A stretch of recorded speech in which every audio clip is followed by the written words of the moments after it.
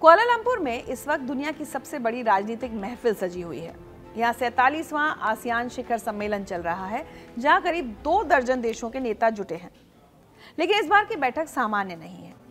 अमेरिकी राष्ट्रपति Donald Trump 2017 के बाद पहली बार इस सम्मेलन में शामिल हुए हैं और उनकी मौजूदगी ने पूरे माहौल को बदल दिया है, जैसा कि हमेशा होता है।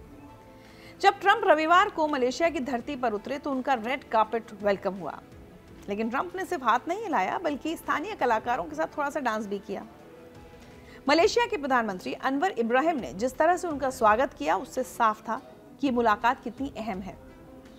क्योंकि ट्रंप सिर्फ सम्मेलन में बैठने नहीं आए थे, बल्कि एक बड़ा काम करने आए थे, थाईलैंड और कंबोडिया के बीच शांति समझौता कराना। दरअसल जुलाई में थाईलैंड और कंबोडिया के बीच एक पुराने मंदिर विवाद को लेकर भयंकर झड़प शुरू हुई थी। सिर्फ 5 दिनों में 48 लोगों की मौत हो गई और हजारों लोग अपने घर छोड़कर भागने को मजबूर हो गए। दोनों देशों की सेनाओं ने सीमा पर मोर्चा संभाल लिया था। तब मलेशिया, चीन और अमेरिका ने बीच बचाव किया और किसी तरह युद्ध विराम हुआ। लेकिन असली समस्या का हल नहीं हुआ। फिर ट्रंप ने इस मामले को अपने हाथ में लिया। उन्होंने दोनों देशों पर व्यापारिक दबाव बनाया। उनकी एक पैटर्न समझ में आने लगी है, जो वो हर देश के साथ करते हैं। संकेत साफ था, या तो शांति समझौते पर हस्ताक्षर करो या फिर अमेरिकी टैरिफ का सामना करो।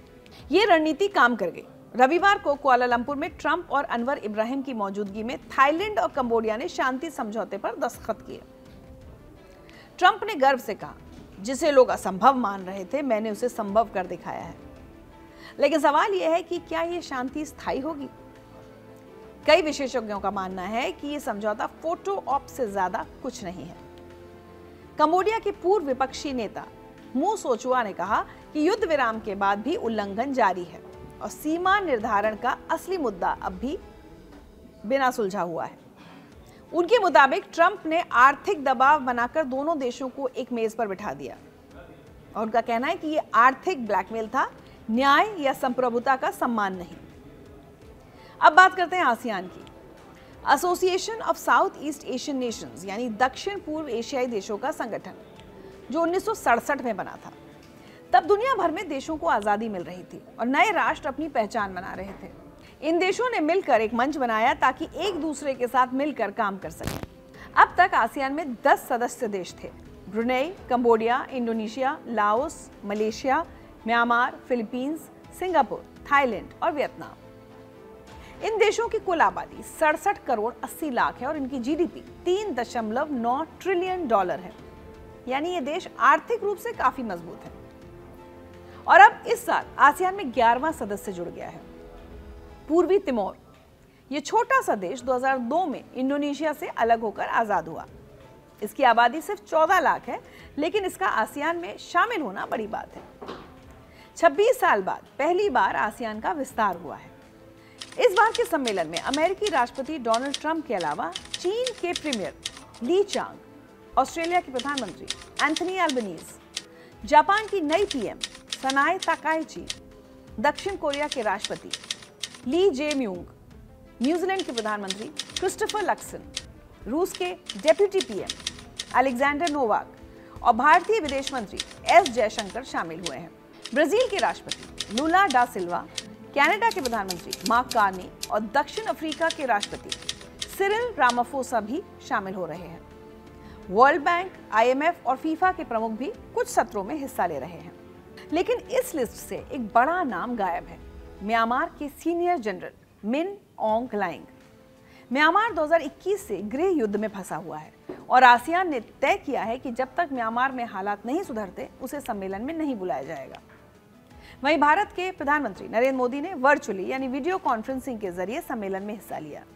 प्रधानमंत्री मोदी ने अगले साल 2026 को आसियान भारत समुद्री सहयोग वर्ष यानी ईयर ऑफ मैरीटाइम कोऑपरेशन के रूप में मनाने का ऐलान किया है। फ्रेंड्स, भारत हर आपदा में अपने आसियान मित्रों के साथ मजबूती से खड़ा रहा है।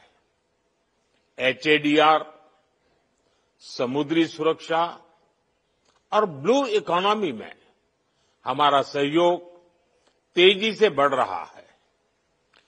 इसको देखते हुए हम 2026 को ASEAN India year of maritime cooperation घोषित कर रहे हैं। प्रधानमंत्री मोदी भले ही वर्चुअली शामिल हुए हों, लेकिन विदेश मंत्री एस जयशंकर ने कुआलालंपुर में भारत का पक्ष मजबूती से रखा। उन्होंने मलेशिया के प्रधानमंत्री अनवर इब्राहिम से मुलाकात की। उन्होंने द्विपक्षीय सहयोग और लोगों के बीच संबंधों को मजबूत करने पर विस्तार से चर्चा की। इसके अलावा जयशंकर ने थाईलैंड के विदेश मंत्री सिहासक फुआंगकेतकेओ और सिंगापुर के विदेश मंत्री विवियान बालाकृष्णन से भी मुलाकात की। थाईलैंड के साथ रणनीतिक साझेदारी को आगे बढ़ाने और सिंगापुर के साथ वैश्विक और क्षेत्रीय मुद्दों पर बातचीत हुई। ये दोनों देशों के नए विदेश मंत्रियों के साथ जयशंकर की पहली आधिकारिक मुलाकात थी, इसलिए इसे काफी अहम माना जा रहा है। आसियान सम्मेलन से इतर विदेश मंत्री एस जयशंकर ने अमेरिका के विदेश मंत्री मार्को रूबियो से भी मुलाकात की। दोनों देशों के बीच चल रही व्यापार वार्ता के बीच द्विपक्षीय संबंधों के साथ साथ क्षेत्रीय और वैश्विक मुद्दों पर चर्चा हुई। भारत और अमेरिका के बीच द्विपक्षीय व्यापार समझौते के पहले चरण के लिए अब तक 5 दौर की बातचीत पूरी हो चुकी है। इस बार की आसियान समिट में सबसे बड़ा मुद्दा है अमेरिकी टैरिफ। ट्रंप ने अप्रैल में अपने लिबरेशन डे टैरिफ की घोषणा की थी। उन्होंने ज्यादातर देशों पर टैरिफ लगा दिए ताकि अमेरिका का व्यापार घाटा कम हो। आसियान देशों के लिए टैरिफ 10 से 20% के बीच है, लेकिन ब्रुनाई पर 25%, लाओस और म्यांमार पर 40% टैरिफ लगाया गया है। विशेषज्ञों का कहना है कि सम्मेलन में हर कोई ट्रंप से मिलना चाहता है। हर नेता उनसे अपने देश के लिए टैरिफ में छूट की बात करना चाहता है। ट्रंप के आसपास भीड़ लगी हुई है। साइडलाइन मीटिंग्स की होड़ मची है। इसके अलावा दुर्लभ खनिजों यानी रेयर अर्थ मिनरल्स का मुद्दा भी चर्चा में रहेगा। ये खनिज हाई टेक मैन्युफैक्चरिंग के लिए बेहद जरूरी है और इनके उत्पादन पर चीन का दबदबा है।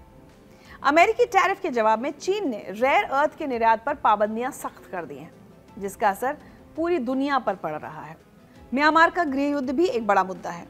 2021 में आसियान ने 5 पॉइंट कंसेंसस जारी किया था, जिसमें तुरंत युद्ध विराम, मानवीय सहायता और विशेष दूत नियुक्त करने की बात कही गई थी। लेकिन 4 साल बाद भी इसका कोई खास असर नहीं हुआ है।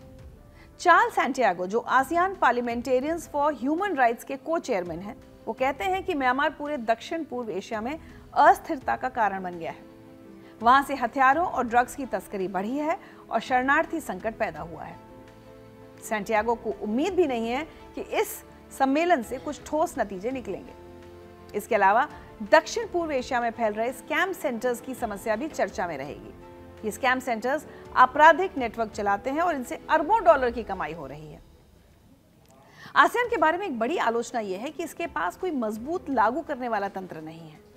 यूरोपियन यूनियन की तरह आसियान अपने सदस्यों को अपने फैसले मानने के लिए मजबूर नहीं कर सकता। यूरोपियन यूनियन के सदस्य देशों को यूरोपियन कानूनों और फैसलों का पालन करना पड़ता है, लेकिन आसियान में ऐसा नहीं है। म्यांमार और थाईलैंड कंबोडिया सीमा विवाद जैसे मामलों में ये कमजोरी साफ दिखती भी है। आसियान सिर्फ सुझाव दे सकता है, लेकिन किसी देश को कुछ करने के लिए बाध्य नहीं कर सकता। ये समय बेहद संवेदनशील है। अमेरिकी टैरिफ और व्यापार नीतियों ने इस क्षेत्र की अर्थव्यवस्थाओं पर दबाव बनाया है। दूसरी तरफ चीन अपना प्रभाव लगातार बढ़ा रहा है। आसियान के लिए ये एक चुनौती है कि वो अपनी तटस्थता और सामूहिकता को कैसे बनाए रखे। ये सम्मेलन सिर्फ एक राजनीतिक बैठक नहीं है, बल्कि ये दक्षिण पूर्व एशिया के भविष्य के लिए एक महत्वपूर्ण मोड़ है। भारत के लिए भी मौका है कि वो अपनी एक्ट ईस्ट पॉलिसी को और मजबूत करे और इस क्षेत्र में अपनी भूमिका बढ़ाए। प्रधानमंत्री मोदी ने साफ कर दिया है कि भारत आसियान के साथ कंधे से कंधा मिलाकर चलने के लिए तैयार है।